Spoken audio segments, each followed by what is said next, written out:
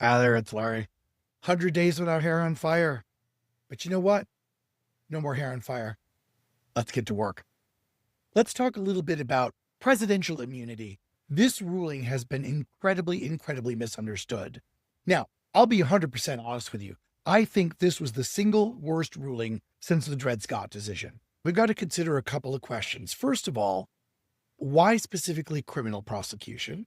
And the second question is, which things would be criminally prosecutable and which are not?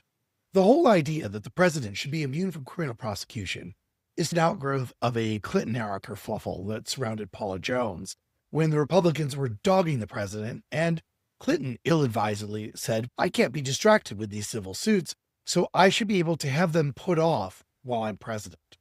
Clinton didn't say he expected to be immune. He just expected to be able to put them off while he was president, and they would pick up once his presidency was finished.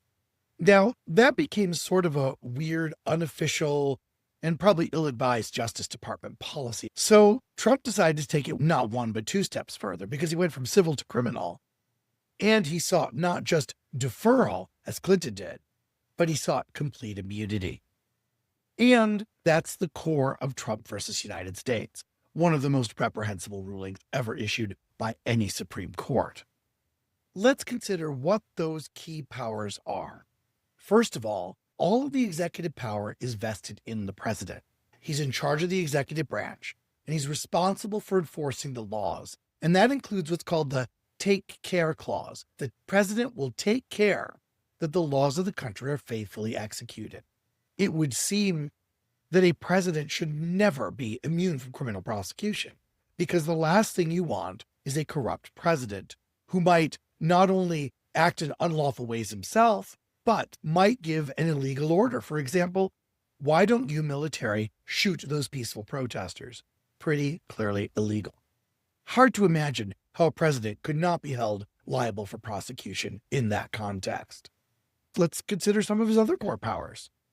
To make treaties, again, with advice and consent of the Senate, but treaties with foreign nations.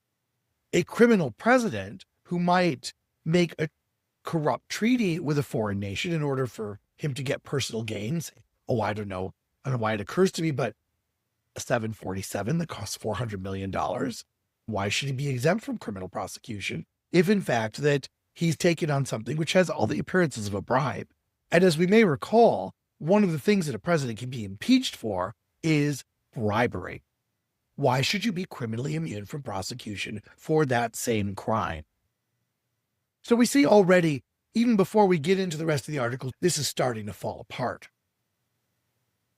Beyond the core powers enumerated in Article 2, there are duties associated with being president that are not explicitly articulated in Article 2, where the Supreme Court said, well, they should get broad deference, but they may not have absolute immunity. And the third category, which was a reminder that the president is not an absolute monarch, which is that whenever we're talking about private conduct, the president has zero immunity. I think the middle category is far too problematic to try to dissect in a 5-minute video. And I also don't think that it matters that much. And as far as the private thing, we've already clarified that the president doesn't have absolute immunity, which is the most important point. The president is responsible for making sure the laws of the country are faithfully executed.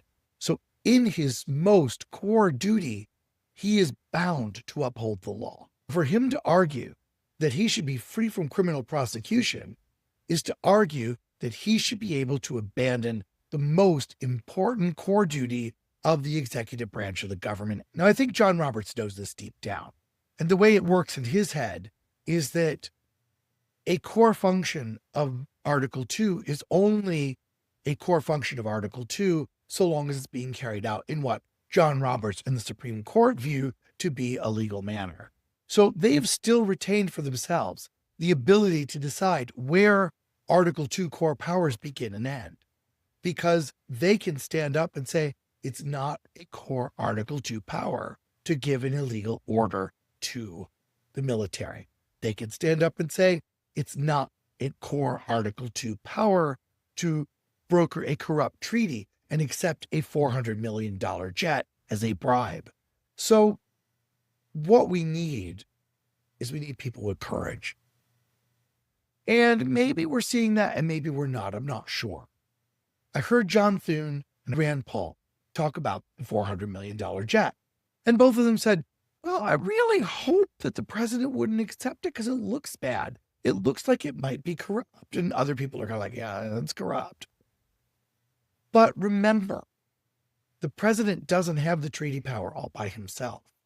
The president has the treaty power with the advice and consent of the Senate.